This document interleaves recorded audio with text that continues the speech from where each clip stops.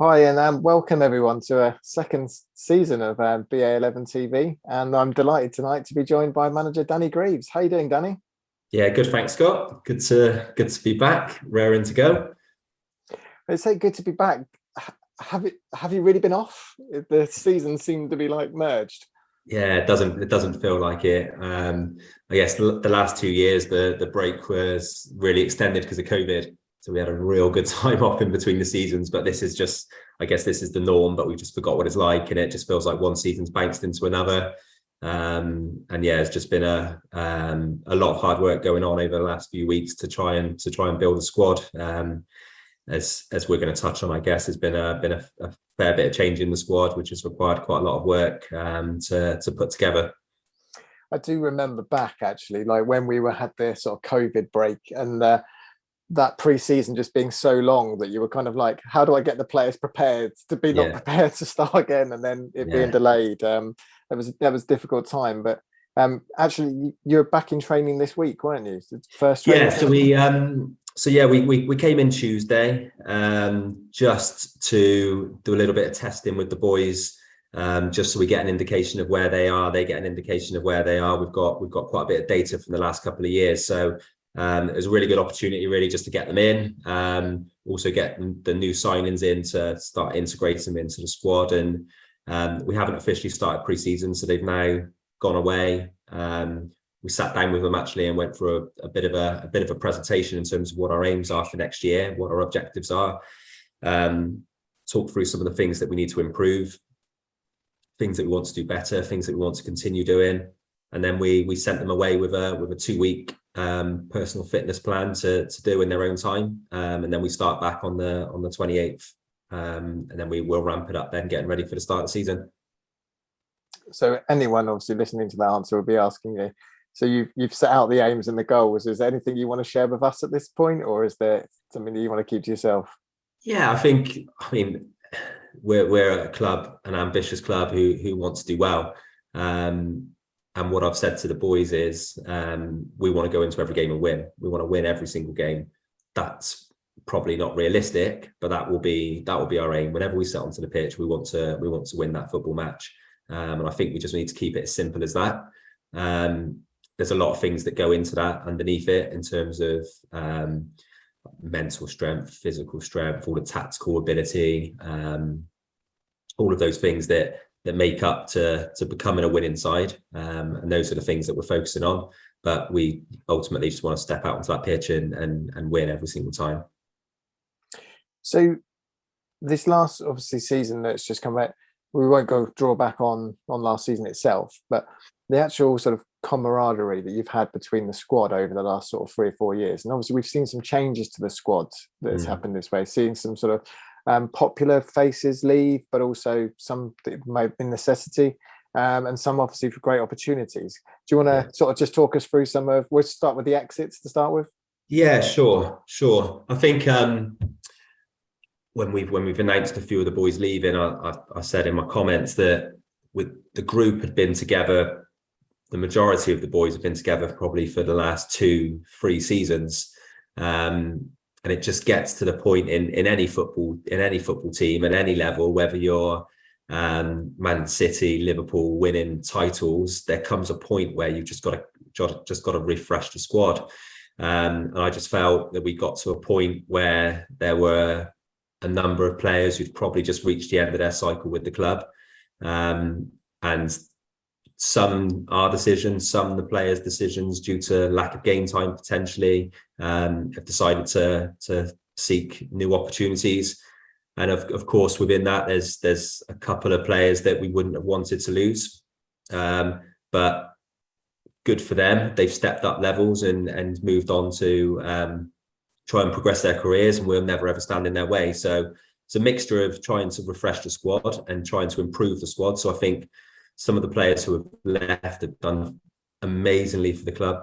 Got a lot of respect for all of the boys. There's no bad characters in there. They've all done fantastic for us. But just the nature of football, we're trying to improve, and hopefully the players that we brought in will make that small bit of difference for us, and hopefully see us get or deliver our aims for the season. So it's interesting because I think it's always been something that when we didn't achieve the promotion or through the playoffs, the amount of scouts that we know were coming to games each season, obviously we would see the list that people are applying, and especially as you got further and further, I think from Christmas onwards, it was just getting silly. There was like 4 or 5 for every game. You must have been sitting there thinking, oh my God, who have these other teams got their eyes on? And obviously we've seen some of those departures now. But it's great because you see sort of see people like Joe going to Tiverton, obviously Kane with him as well, and obviously now Rex going to Bath. How does that make you feel? Because obviously you've developed these players.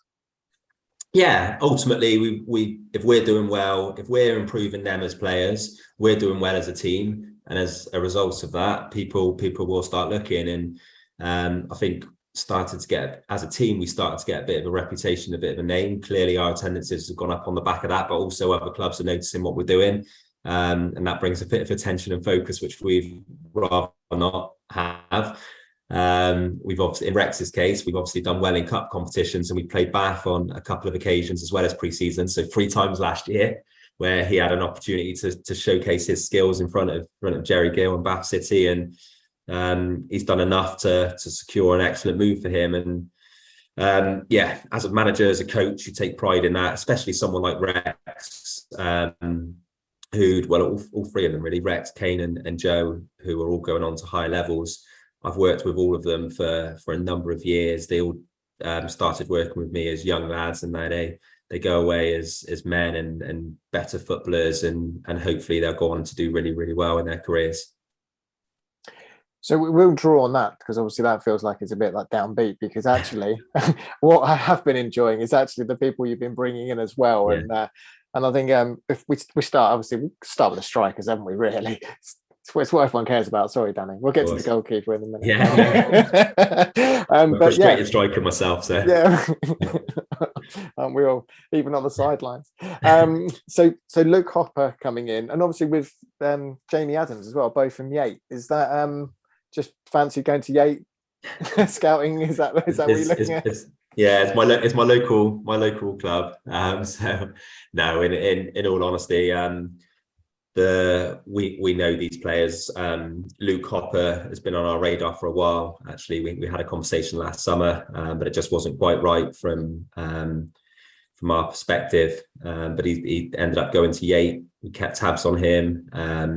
We paid them in pre-season. He unfortunately got injured actually in that game and missed a chunk of the season, but still ended up scoring, I think, 11 league goals in playing half a season. So really, really good player. Really good player, and what he'll do is just give us that something a little bit different, which we never had last year. So a bit of a focal point up there. We know we like to play football and break teams down, but he will give us a different dimension, so we can put balls into the box. We can maybe go slightly longer if we need to into him, and we know the ball will stick, and we can get runners off of him, and he will score goals. So we didn't want to lose Kane. We ideally wanted to add Luke Hopper to that strike force, but it is what it is, and I'm actually really, really happy with this signing. I think he will go on to score goals and become a big player. Not only is he a good centre forward, he's a really good character, really good person, which is crucial coming into our group. And his experience will be invaluable for the likes of James Ollis, who's a young lad coming through, learning from John Davis, learning from Luke Hopper. You couldn't ask for more than that. So James is going to benefit from that as well. Yeah, I think just from doing my research, Luke's meant to be a bit of a hot shot on penalties as well. He's meant to be a pretty cool character when it comes to them. I don't know if you've broken it to him that we don't get penalties, so he's going to... We don't score penalties either. But that's right. We win cup games now, so that's all that matters. So going on to Jamie, how did that come about? So Jamie, again, is another one that we've kept tabs on for a while. So Jamie actually played with me for a while. He was when I was at Cleveland Town, he was a young lad who came through. So clearly, as a result of that, just keep tabs on him, and he's had a good Southern League career. Really shot up in terms of stature when he went to Manor Farm and had a really good spell at Manor Farm in this league. Got his move to Yate. So it's really, really interesting to see how he'd get on stepping up levels, and it's been seamless for him, and he's a good character. He took the armband for the second half of the season at Yate.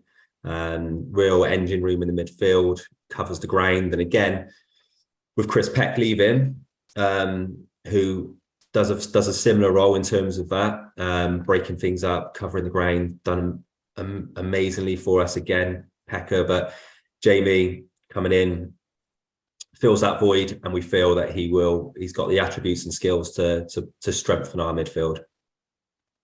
Definitely, I think people will be excited to see that. With obviously Ricky confirming as well. That seems like that's, and Alex obviously still there. Alex Monk's I think Riggy missed the end of last season with his knee injury, which took us a bit of time to diagnose. But after a scan, we found out it was more serious than we first thought. So it was really good to see him on Tuesday back on the grass running with the boys. Alex Monks has got himself fit over the summer, which he needed to do. Picked up too many niggles last year, so he needs to get his body in a good condition. But when he's fit like he was last year, at the start of last season, he was a massive player for us. Matt Smith in the middle of the park, we know what he can do. He's got plenty left in the tank, and we look after him when we need to. But when he performs, he's outstanding. So those four will take some beating in the middle of the park. Definitely. And then would say, sticking on the new signings, the announcement during the week of Owen Humphreys. Obviously, once you sort of shared that name with us, we were all sort of like, we remember him from the Larkhall games. He was a tricky little character, sort of like dominated most of the match, like on that left-hand side. But obviously, he's gone for sort of different trials over this period as well. So yeah, how did that one come about? Yeah, so he's got a really good reputation, really good name in Bristol. He's been one that gets talked about. You often get a young lad who comes through, and they get talked about from a young age, and he's one of those. Similar to Rex in terms of his upbringing. So he's part of the SGS Academy under Dave Hockaday, and they get a lot of exposure down there. Dave Hockaday, an excellent coach, and really does bring through some really good talent, and Owen's just one of those. Last season he's had trials with both Sheffield clubs, Birmingham City, and I'm sure there'll be others. So we just hopefully we'll be able to give him the platform to go and showcase what he can do, and if we develop another player alongside what Dave Hockaday's doing at SGS College with him, then brilliant. But I think we could have a real player on our hands. I think he'll suit the way we try and play. Real technical player, but although he's slight in stature, he's got a little bit about him which I really, really liked when we played Larkhall at the end of the season, and that was one of the things that stuck out to me, but also stuck out to the lads in the dressing room. One of those that you don't like when you're playing against him, but you'd want him in your side. He's got a bit of confidence, but he backs it up with his ability. So I think the fans noticed it as well, to be honest, Danny. I think it was one of those things that when you're watching it, you kind of he stood out in the game. It was good. Yeah, he did. For a young lad, he really did. He was the best player on the park in that game, and a good thing for us. And we need players like that. It's similar to Rex, can play in a variety of positions when you've got a tight squad at this sort of level. He can play off the front. He can play in a attacking wide position, left or right. He can drop in and play number 8 in midfield. So he's got a number of strings to his bow, which we'll utilise through the season. So just dropping back slightly, obviously you've decided to really change it up in all the fullback areas. Obviously one a little bit forced with Joe's departure, but obviously now we're looking at having obviously Ben Ribby signed. We've got Alfie Clark that's signed. You've got obviously Nathan Evans that's obviously back getting Callum Evans getting fitter every week. And who am I missing? Those are the three. Three at the moment, yeah. Those are the three. So three have gone and 3 have come in, and again, just talking quickly about the boys who had left. So Lenz had done a tremendous job for us, and unfortunately it didn't go the way we or he wanted it to go last season. But thank him for his efforts. Great lad, and it'd be good to see him just go out and play games and enjoy his football again. Jack Whitcomb, local lad, bags of energy. Didn't want to lose him. Wanted him to be part of the group, but he's decided to go and seek pastures new. And Joe was a bit of a late one. And yeah, disappointed to lose Joe because he's a massive player for us. But again, can't begrudge him. He's gone on to step up a level.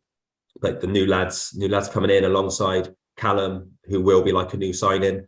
We didn't see the best of. Well, we saw snippets, really good snippets of what he's capable of. His quality is far above this level. He just wasn't fit because he hadn't played football for 18 months. Now we've given him the opportunity to get some games. He's worked hard over the summer. He's got a full pre-season, and again, we've got one hell of a player on our hands in Callum. Ben Withy knows the club, got all the attributes to be a great wing back for us, can play left and right side, back some energy, lots of ability. And Alfie Clark is the latest addition to the side. Good upbringing, so came through the ranks at Bristol Rovers, was a pro there after a spell as academy. As always, right time, right place. Managers changed and he moved on and played against us for Polson and Larkhall last year. And I actually watched Larkhall on a couple of occasions, and he stood out. Real good quality, great left foot, which we haven't got a lot of left footers in the side. So really excited about those wing back positions and what they can bring us next season. Brilliant. I didn't realise that Polton played Yate. Oh, yeah. Anyway. Took me a while to catch on to that. But then it comes to probably say Ben's very well regarded by the fans from his previous spell at the club, but then you kind of rock out a definite fan's favourite. So you're bringing the Wolf back. Great goalkeeper. Carl Phillips, for those that don't know him by his nickname. How did you manage to convince him to come back? Is that? To be honest, ever since I joined the club, I've known Kyle being a goalkeeper myself, and I know what it's about. And I genuinely think at this level, he is the best in the region, best in the Southwest. And circumstances led to him having to take a break from football, but we always called upon him, and he'd done a great job for us. And I think he really enjoyed his time. He could see the way we do things on and off the pitch, and I think he likes that. Wants things done properly. He's a very serious lad when he walks through those change rooms, and that's what we want: characters and people who want to win. But I think the turning point in his mind was actually watching that playoff semi-final and seeing seeing the whole atmosphere within the grounds, the attendance that we got there, the size of the game, and thinking, I can't be going out the way I've gone out. I need a bit of this in me for whatever, however long he's got left, whether it's 1, 2, 3 years, we don't know. But also, I think he looked at that game and felt that he could offer us something and help the squad, which is testament to his character. I actually agree. I think he will bring a lot to the squad in terms of his playing style as a goalkeeper. It's just what we need if we're going to go on and make that small step, those extra couple of percentage points to just get us over the line. I think he brings a lot of that.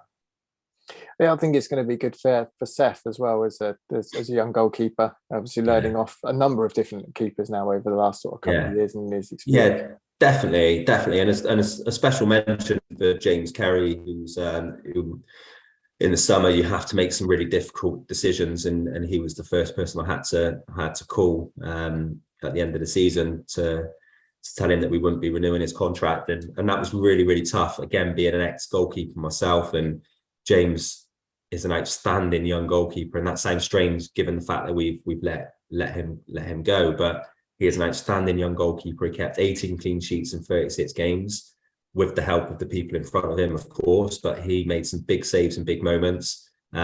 We just felt, and as ruthless as football is, we just felt we needed experience in that position to help us get over the line. You look at a lot of championship winning sides, they've got experience behind the team.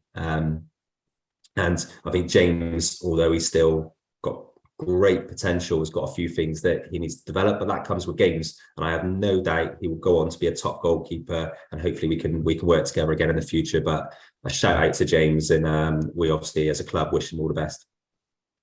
Brilliant. So when we're looking around the rest of the squad, obviously we've still retained quite a few of the players that we'd expect to.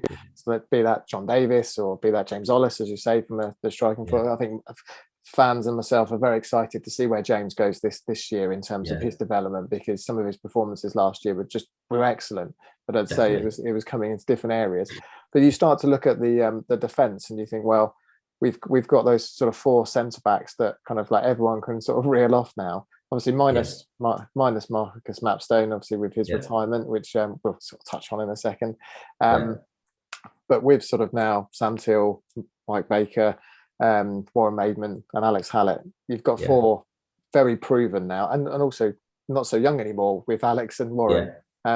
It feels solid back there now. Yeah, it does. It does. I mean, Teely's getting better and better each season. Bakes is an experienced player at this level, been there, seen it, done it, knows what it takes, and you could see what he added to the group when he came in last year. And as you say, Warren Maidman just went from strength to strength last season after he recovered from his injury. And Alex Hallett went the other way actually. When Warren was injured at the start of the season, Alex Hallett playing week in, week out was superb.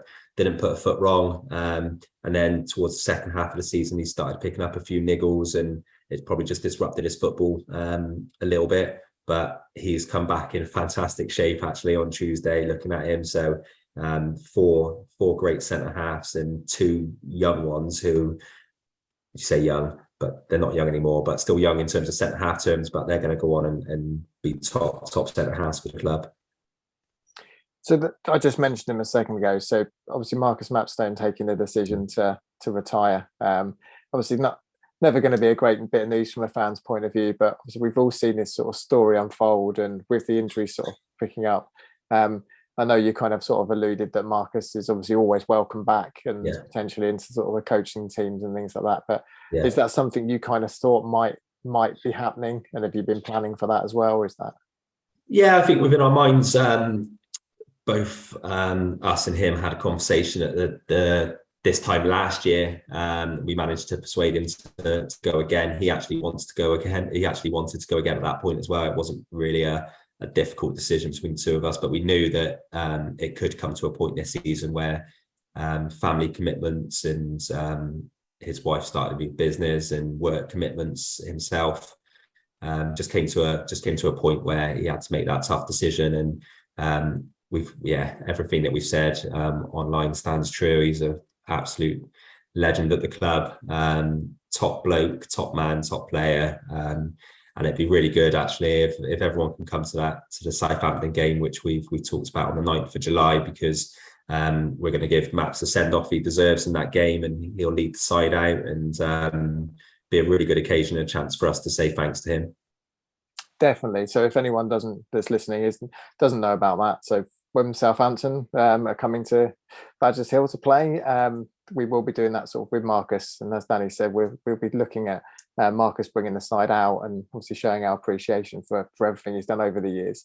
So that kind of leaves me with sort of like going into the next few weeks. So we're going to be rattling off some sort of BA11 TV interviews with all of the signings. They'll be sort of next up, and a few other things going on there. Nervous blokes, some of them. Yeah, they've got to be nervous. They've got to speak to me.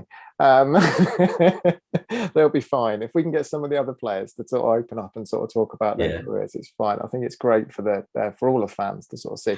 But we've got obviously the friendlies coming up. Southampton's obviously the big one that sticks out. But actually, normally, all of those fixtures would probably stand out in our pre-season. You've got sort of 4 really good sort of crowd drawing, I'd say, pre-season matches there. Is there anything up that stands out for you at all, or is it? Yeah, just a really tough, challenging program for us, really. So we've got 4 home games, all playing against teams in a higher level. So Salisbury to kick off, which will always be a tough game. We've had a few league encounters with them. Really excited to bring Weymouth to the club. Dave Oldfield, the manager there, when we played Oxford in the FA Cup last season, now manager at Weymouth, and we bumped into him actually when we were watching Southampton and got talking, and he was really keen to bring Weymouth over, where he's looking to rebuild and get Weymouth back promoted to the Conference National. Taunton Town, good mate of mine, Drea, managing the side down there, and they've had an unbelievable rise over the last couple of years, just got promoted to the Conference South. So they'll be a real test for us. And I'm missing one, aren't I? Yeah, and Southampton B, which is a great opportunity for us as a club to host Southampton. I think they're going off to Spain the next day, so they'll stop by at Frome, and hopefully we can put on a good occasion for them, and hopefully they'll come back in the future. But great opportunity for the boys to test themselves. And then away fixtures within there, we've got Bradford Town away, we've got Cirencester away on the very last Saturday before the season starts. That's a real good test for us. And we've got Longwell Green away, playing on their new 3G in a few weeks' time. So real good program, good mix of games in there, but some real tough ones. Definitely. And then obviously the most important day of the summer. Obviously, you've got to start training the kids at Frome. With BA11 Live has been announced Sunday the 31st. So I think at this point of recording, we've had nearly 50 kids take up the offer. So we'll. Are you looking forward to that? Do you enjoy those sort of community days? Yeah, absolutely. It's a date, or the actual date isn't, but the occasion's fixed in our calendar, part of our pre-season schedule. Really important for the lads to show up and mix with the fans and the young kids, the next generation, hopefully in the next batch of Frome Town footballers. We really enjoyed the day, and the kids love it, and that's the main thing. And hopefully we can just play a part in making it a great day for the kids, and a day that they'll remember. Well, absolutely. I think it's something that those kids do. Just having those interactions with yourself and with the players, from the Q&A to sort of joining in with the different areas of the training. I say last year we had, I think it was about 104 kids that were part of it. And I think it's just something that does go really well to sort of embedding them into the sort of knowing that the football club's there. For sure. And the majority of the kids actually play for Frome United, and we like to see ourselves as one club, and we want them to feel part of the overall club, and come back and enjoy the match day experience through pre-season and into the season. So it's all part of that. Well, brilliant. Thank you, Danny, for your time this evening.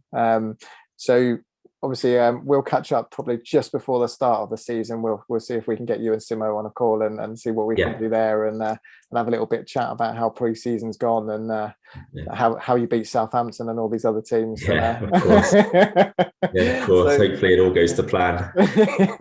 Well, I think, as you say, that it's challenging for a reason, and I think that's what you're looking at. But again, thank you for your time this evening. It's been absolutely fantastic. Thank you again for taking the time out, because I know it's very busy. Yeah, no problem. Cheers, Scott. Thanks for having us on. See you in a couple of weeks.